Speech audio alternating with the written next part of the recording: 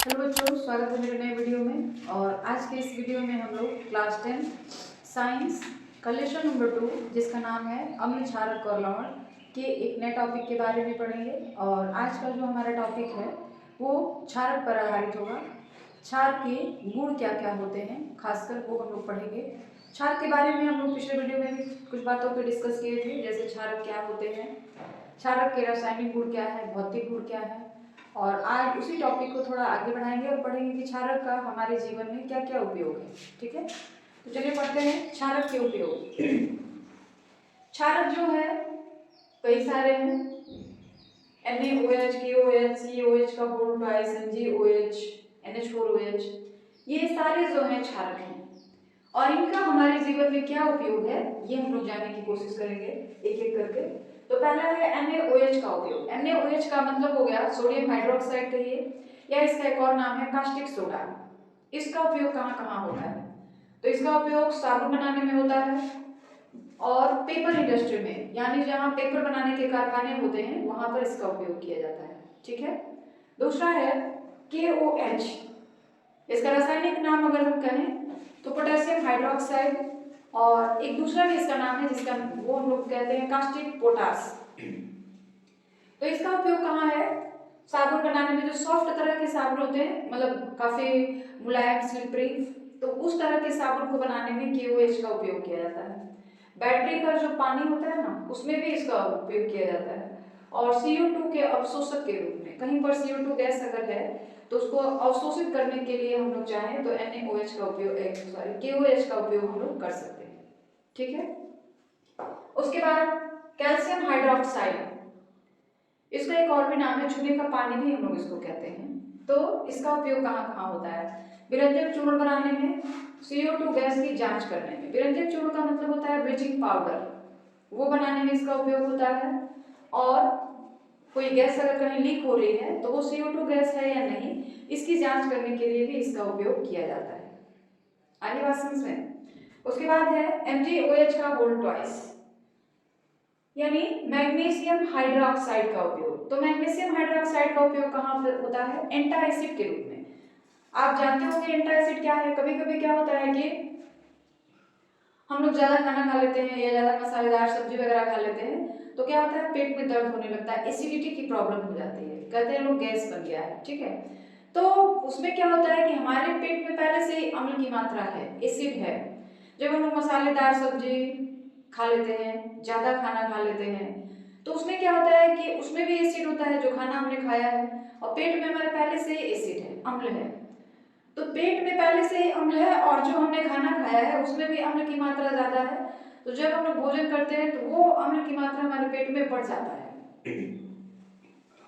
और जब पेट में अम्ल की मात्रा बढ़ जाती है तो पेट जो होता है दर्द करने लगता है, तो हम लोग कहते हैं कि एसिडिटी की प्रॉब्लम हो गई है। तो उसको खत्म करने के लिए हम लोग जो दवा खाते हैं, जो दवा के रूप में यूज करते हैं, जो भी दवा खाते हैं उसी को हम लोग एंटासिड बोलते हैं। ठीक है।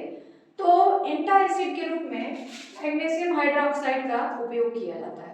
तो दवा हम लोग खाते हैं ना, हमारे पेट में जो गैस की प्रॉब्लम हो जाती है, एसिडिटी की प्रॉब्लम हो जाती है, उसको खत्म करने के लिए जो दवा खाया जाता है उसका वो दवा यही होता है, मैग्नीशियम हाइड्रोक्साइड। तो वहीं पर यहाँ पे लिखा गया है पेट में बढ़े हुए अम्ल को खत्म करने, यानी एसिडिटी को खत्म करने के लिए MgOH का होल ट्वाइस का उपयोग किया जाता है। NH4OH, इसका नाम है अमोनियम हाइड्रोक्साइड, यह भी एक क्षारक है। इसका उपयोग कहाँ होता है? कपड़े पर ग्रीस का दाग हटाने में, कपड़े पर अगर कहीं से भी ग्रीस का दाग लग जाए तो उसको हटाने में NH4OH का उपयोग किया जाता है। फिर जो खिड़कियां और दरवाजे में शीशे लगे होते हैं, पैनल्स लगे होते हैं, उनको साफ करने के लिए भी इसका उपयोग किया जाता है। ठीक है। तो ये था कि क्षारक जो होते हैं उसका हमारे जीवन में क्या क्या उपयोग है। तो ये चीजें आपको क्लियर हो गई हैं, कोई दिक्कत नहीं है, कोई कंफ्यूजन? आगे बढ़ा जाए। अब हम ये जानेंगे कि जो अम्ल और क्षारक के विलयन होते हैं, जलीय विलयन, उनकी प्रबलता कैसे ज्ञात की जाती है। अम्ल और क्षारक के जो विलयन होते हैं उनकी प्रबलता ज्ञात करने के लिए सबसे पहले अगर हमको अम्ल है तो उसको जल में घोलेंगे तो हाइड्रोजन आयन निकलेगा। उस हाइड्रोजन आयन की सांद्रता का मान पता चल जाए, अगर हमको ये पता चल जाए कि जो अम्लीय विलयन है उसमें हाइड्रोजन आयन की सांद्रता कितनी है, या जो क्षारीय विलयन है उसमें हाइड्रोक्साइड आयन की सांद्रता कितनी है, ये अगर हम किसी तरह से पता लगा ले तो हम जान जाएंगे कि जो अम्लीय विलयन है या जो क्षारीय विलयन है वो कितना प्रबल है। ठीक है, तो इसको ज्ञात करने के लिए हमारे पास दो तरीके हैं, मतलब किसी अम्ल में हाइड्रोजन आयन की सांद्रता कितनी है, अगर कोई क्षार है तो उसमें हाइड्रोक्साइड आयन की सांद्रता कितनी है, इसका मान पता लगाने के लिए हमारे पास दो तरीके हैं। एक है सर्वव्यापी सूचक का उपयोग करके। सूचक आपने पढ़ा होगा, सूचक क्या है? सूचक एक ऐसा पदार्थ होता है जो हमें अम्ल और क्षार की पहचान करवाता है। सूचक एक ऐसा पदार्थ होता है जो अम्ल और क्षार की पहचान कराता है। अगर उसको हम लोग अम्ल में डालेंगे तो वह किसी और कलर का हो जाएगा, क्षार में डालेंगे तो कोई और कलर का हो जाएगा। ठीक है, तो सूचक जो होते हैं मुख्य रूप से दो तरीके के होते हैं, एक होता है प्राकृतिक सूचक और एक होता है कृत्रिम सूचक। प्राकृतिक सूचक जो प्रकृति से मिलते हैं, कृत्रिम सूचक जो बड़ी बड़ी फैक्ट्रियों में, बड़े बड़े कारखानों में बनाए जाते हैं। प्राकृतिक सूचक में हल्दी, प्याज, ये प्राकृतिक सूचक माने जाते हैं क्योंकि ये प्रकृति से पाए जाते हैं। और कृत्रिम सूचक मिथाइल ऑरेंज, फिनोफ्थलीन, ये दोनों जो होते हैं कृत्रिम सूचक माने जाते हैं क्योंकि इनको नेचर से नहीं बल्कि जो फैक्ट्रियां हैं वहां पर तैयार किया जाता है। ठीक है, तो सूचक दो तरह के होते हैं। एक और भी सूचक होता है जिसको हम लोग सर्वव्यापी सूचक कहते हैं। अब ये सर्वव्यापी सूचक क्या होता है? तो सर्वव्यापी सूचक जो होता है ना, कई सूचकों का मिश्रण होता है। सर्वव्यापी सूचक जो होता है कई सूचकों का एक मिश्रण होता है और इसी मिश्रण को हम लोग सर्वव्यापी सूचक कहते हैं। तो सर्वव्यापी सूचक मुख्य रूप से हमें किसी विलयन में उपस्थित हाइड्रोक्साइड आयन या हाइड्रोजन आयन की सांद्रता बताता है, तो इसके लिए पीएच मान, या कहा जाए कि सर्वव्यापी सूचक जो होता है किसी विलयन का पीएच मान बता देता है। और एक होता है पीएच स्केल का उपयोग करके। तो सर्वव्यापी सूचक कई सारे सूचकों का मिश्रण होता है। अब ये पीएच स्केल क्या है? तो देखिए, पीएच स्केल जो होता है एक ऐसा स्केल होता है, एक ऐसा कहा जाए यंत्र होता है जिसकी सहायता से हम लोग किसी भी विलयन का पीएच मान निकाल सकते हैं। जैसे थर्मामीटर होता है ना, थर्मामीटर की खासियत क्या है कि उसको आप जिस विलयन में डालेंगे वो उस विलयन का टेम्परेचर बता देगा, तापमान बता देगा। उसी तरह से पीएच स्केल कहिए या इसका एक और भी नाम हम लोग जानते हैं पीएच मीटर। पीएच स्केल या पीएच मीटर एक ऐसा स्केल होता है, एक ऐसा पैमाना होता है जिसे हम लोग किसी भी विलयन में अगर डालेंगे तो वो उस विलयन का पीएच मान बता देगा कि उस विलयन का पीएच मान कितना है। जैसे ही आपको किसी विलयन का पीएच मान पता चल जाता है, आप आसानी से बता देंगे कि यह जो विलयन है अम्ल है कि क्षार है कि लवण है।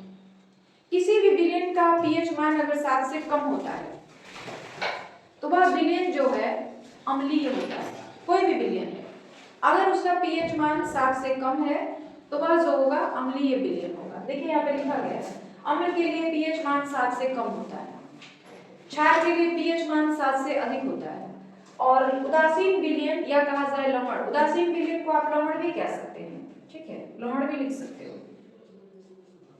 जो लवण होते हैं या जो उदासीन विलयन होते हैं उसका पीएच मान 7 होता है। तो कोई भी विलयन है अगर उसका हमको पीएच मान पता चल जाए कि इस विलयन का पीएच मान कितना है तो हम आसानी से बता देंगे कि जो विलयन दिया गया है वह अम्लीय है या क्षारीय है या फिर उदासीन है। ठीक है, अब पीएच मान तो हम लोग पढ़ रहे हैं, लेकिन पहले हम लोग ये जानें कि पीएच मान होता क्या है।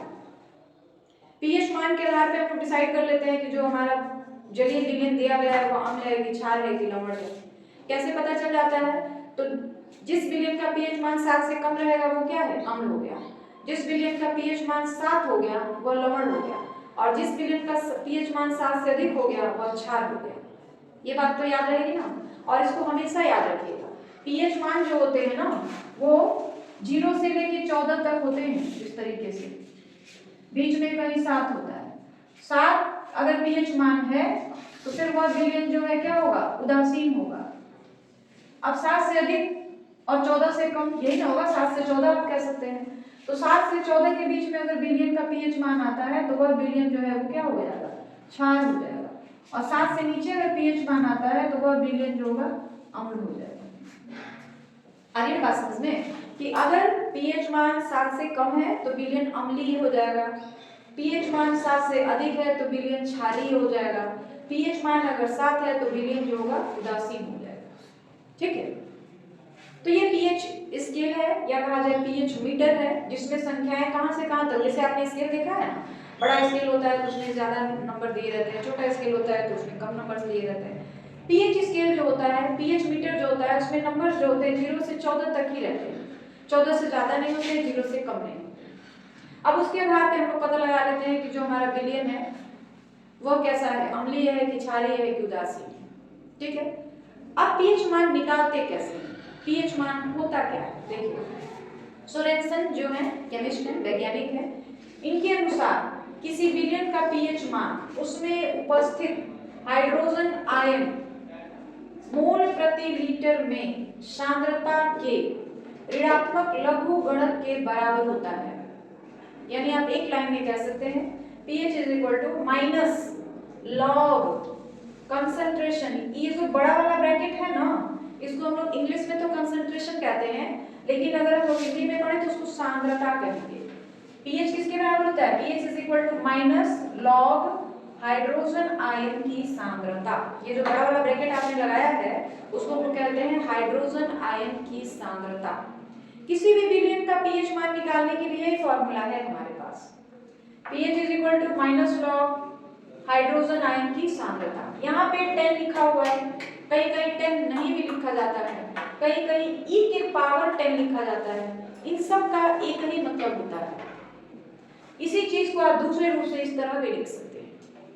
ठीक है ना, तो ये पीएच मान जो होता है किसके बराबर होता है, किसी बिलियन का पीएच मान उसमें उपस्थित हाइड्रोजन आयन के ऋणात्मक लघु गुणक के बराबर होता है, ऋणात्मक लघु गुणक के बराबर होता है।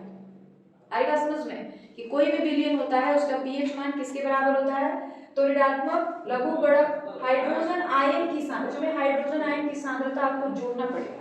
हम लोग लॉग तो ले रहे हैं, लेकिन किसका लॉग ले रहे हैं, हाइड्रोजन आयन की सांद्रता का। हाइड्रोजन आयन का मान आपको पता होना चाहिए, किसी भी बिलियन में हाइड्रोजन आयन का मान अगर आपको पता है तो आप उस बिलियन का आसानी से पीएच मान निकाल सकते हैं। ठीक है, कैसे निकालोगे, तो ये फॉर्मूला है, pH is equal to minus log concentration of hydrogen ion या हाइड्रोजन आयन की सांद्रता। जैसे ही आप pH मान निकाल लेंगे, देखेंगे pH मान कितना आ रहा है, देख लीजिए अगर 7 से अधिक है तो फिर वह जो बिलियन होगा क्या हो जाएगा, क्षारीय हो जाएगा।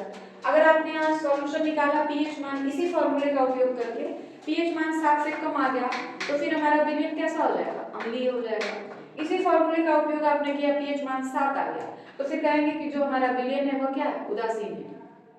तो किसी भी अम्लीय या क्षारीय जो जलीय बिलियंस होते हैं उनका प्रबलता pH मान के आधार पर ही निकाला जाता है। कोई अगर क्षारीय बिलियन है उसका pH मान जितना बढ़ता जाता है वह बिलियन उतना प्रबल क्षार होता जाता है, और pH मान जितना कम होता जाता है वह बिलियन जो होता है उतना ही उतना ही प्रबल अम्ल बनता जाता है। जैसे मान लीजिए आपके पास दो अम्ल हैं, एक का pH मान 2 है और एक का pH मान 4 है, तो आपसे पूछा जा रहा है कि कौन सा अम्ल जो है वह प्रबल है, तो जिसका pH मान जितना कम होगा ना उतना प्रबल अम्ल होगा, और pH मान जितना ज्यादा होगा वह अम्ल जो होगा दुर्बल होता जाएगा। ठीक है, तो कुल मिलाकर आपको बस इसमें यही चीजें याद रखनी है कि pH मान हम लोग निकालते कैसे हैं, क्योंकि इस पे सवाल भी आते हैं। तो pH मान निकालने का फॉर्मूला ये है हमारे पास, और जैसे ही आपने pH मान निकाल लिया फिर देखिए कि pH मान 7 से अधिक है कि 7 है कि 7 से कम है।